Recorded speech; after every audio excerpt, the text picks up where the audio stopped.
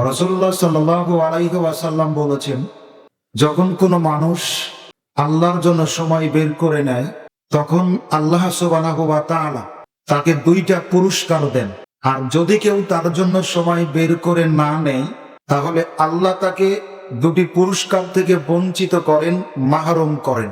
কেউ যদি আল্লাহর জন্য সময় বের করে নেয়, 2টি পুরস্কারের প্রথম যে পুরস্কার, আল্লাহ সুবহানাহু ওয়া তাআলা তার রিজিকটা সমৃদ্ধ করে দেন, বৃদ্ধি করে দেন, বাড়িয়ে দেন। যদিও আমাদের তকদিরটা, রিজিকটা আগে লেখা হয়েছে।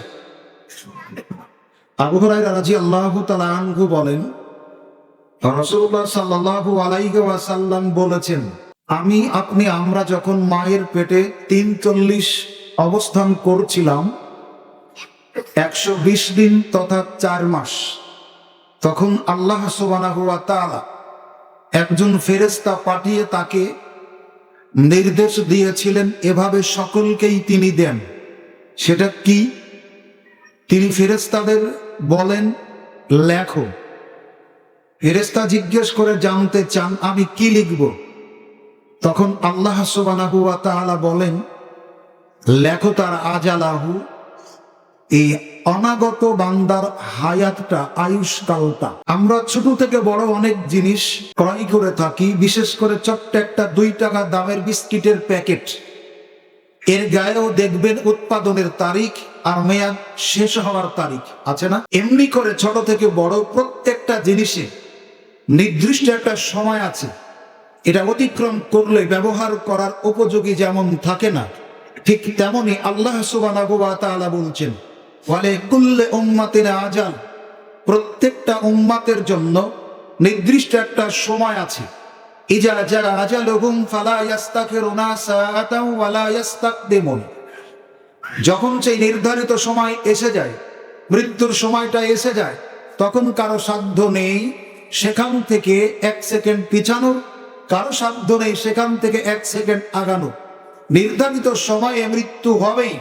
এই জন্য পৃথিবীতে আমরা যারা এসেছি, কিয়ামত পর্যন্ত থাকব, এই ভাবনাটা আমাদের ঠিক নয়। এরপর আল্লাহ সুবহানাহু ওয়া তাআলা বলেন, লেখো রিজকাহু, আমার এই বান্দার রিজিকটা, খাবারটা। পৃথিবীতে আপনি যত বছর হায়াত প্রাপ্ত হয়েছি, এই হায়াত পর্যন্ত বেঁচে থাকার জন্য যেই পরিমাণ খাবার প্রয়োজন, আমার আপনার বয়স যখন 120 দিন 4 মাস মায়ের পেটে, তখন আল্লাহ সুবহানাহু ওয়া তাআলা বরাদ্দ দিয়ে দিয়েছেন। অন্য হাদিসে তিনি বলছেন, কাতাবাল্লাহুল মাকাদিরাল খালায়েকি কাবলা আন ইয়াখলুকাস সামাওয়াতি ওয়াল আরজা বি50 আলফা সানাতিন, আসমান জমিন সৃষ্টি করার 50,000 বছর আগে আল্লাহ সুবহানাহু ওয়া তাআলা তার সৃষ্টি জগতের তকদিরটা লিখে রেখেছেন।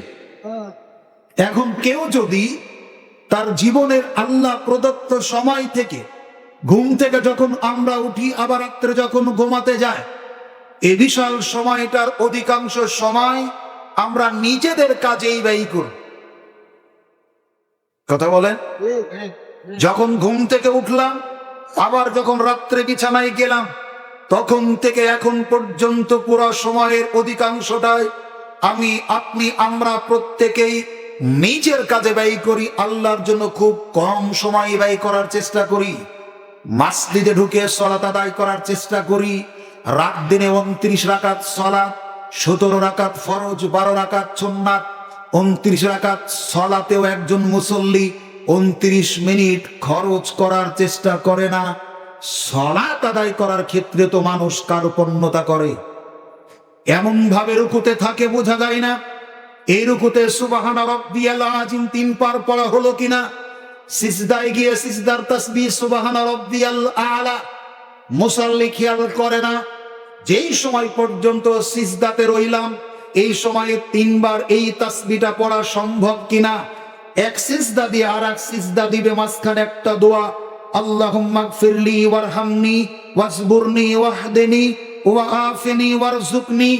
এক সিজদা দিয়ে অর্ধ হাত পর্যন্ত মাথা তুলে আবার সিজদা করে নামাজ শেষ করা পর্যন্ত 2 সিজদার মাঝখানের দোয়াটাই পড়ে শেষ করতে পারবে না।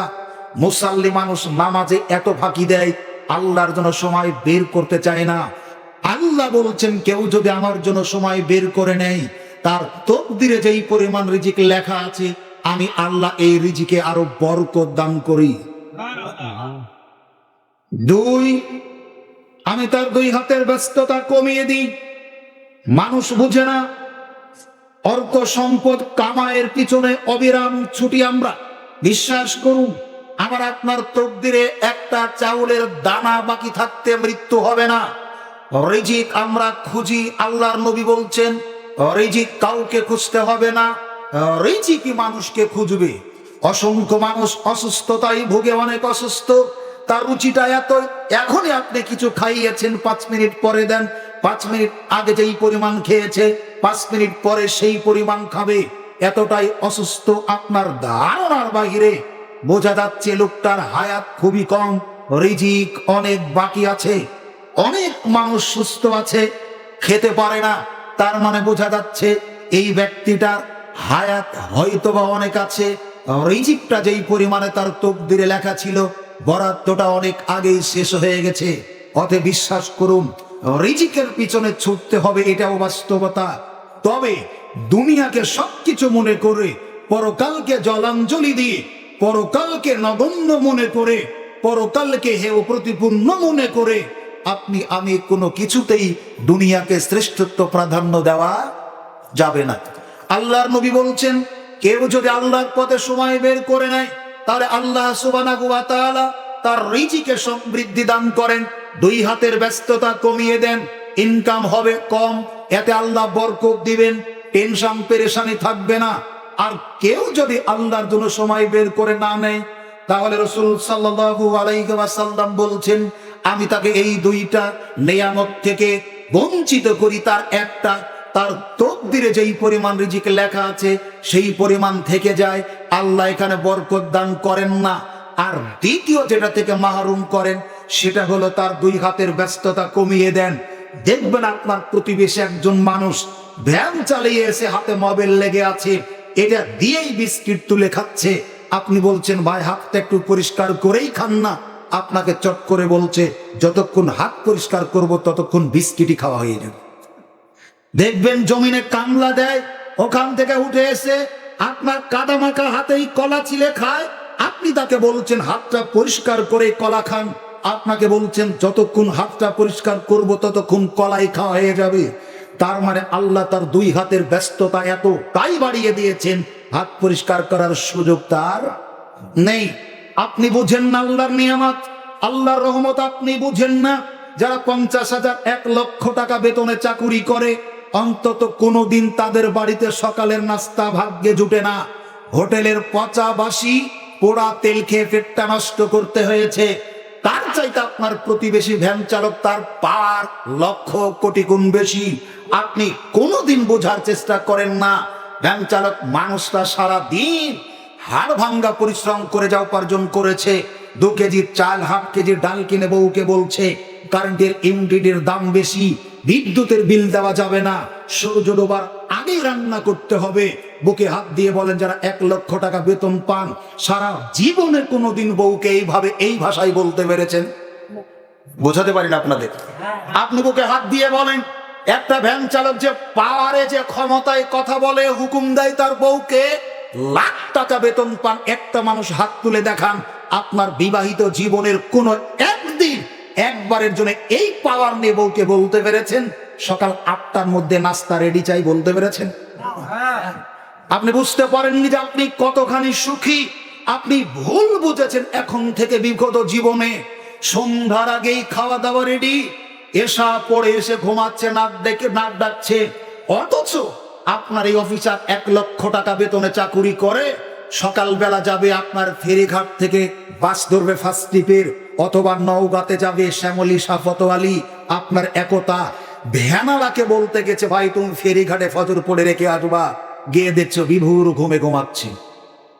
কথা বলেন। আর 1 লক্ষ টাকা বেতন পায়, ঘুমের ট্যাবলেট না খাইলে কোনোদিন ঘুম। বলেন তো এখন প্রকৃত সুখী কে? বলেন না প্রকৃত সুখী কে? লাখ টাকা বেতন পায় সে না আপনার প্রতিবেশী ভ্যান চালক। আপনি জীবনে বুঝতে চাননি আল্লাহর নবী বলছেন আল্লাহর পথে সময় বের করে এই জন্য আল্লাহ তাকে এক্সট্রা বরকত রহমত দান করেছেন, তার ব্যস্ততা কমিয়ে দিয়েছেন, যা পায় তাতে খুশি থাকে। রাসূল সাল্লাল্লাহু আলাইহি ওয়াসাল্লাম কথা বলেছেন, আল্লাহর পথে যারা সময় বের করে নেয়, আল্লাহ সুবহানাহু ওয়া তাআলা তাদের দুই হাতের ব্যস্ততা কমিয়ে দেন, যা ইনকাম হয় তাতে বরকত দেন, রহমত দেন, ও বৃদ্ধি দেন, সমৃদ্ধ দান করেন। সম্মানিত উপস্থিতি, আমি বোঝাতে চাচ্ছিলাম, রাস্তাঘাটে যে যেখানে দাঁড়িয়ে আছেন, অনেক জায়গা, বিশাল আয়োজন, অনেক প্রতিকূল পরিবেশকে আল্লাহ কাটিয়ে তুলে সুন্দর একটা অনুকূল পরিবেশে আনিয়ে দিলেন। অন্তত আজকের দিনটাতে আমরা নিজের জন্য অনেক সময় খরচ করেছি, ভাই, করি নাই? বাকি সময়টা এই হাদিসের অনুবাদের আলোকে আমাদের পরলৌকিক জীবনে কিছুটা কাজে যাতে লাগে, এজন্য বাকি সময় কেউ আমরা দাঁড়িয়ে চায়ের স্টলে, দোকানপাটে আড্ডা দিব না।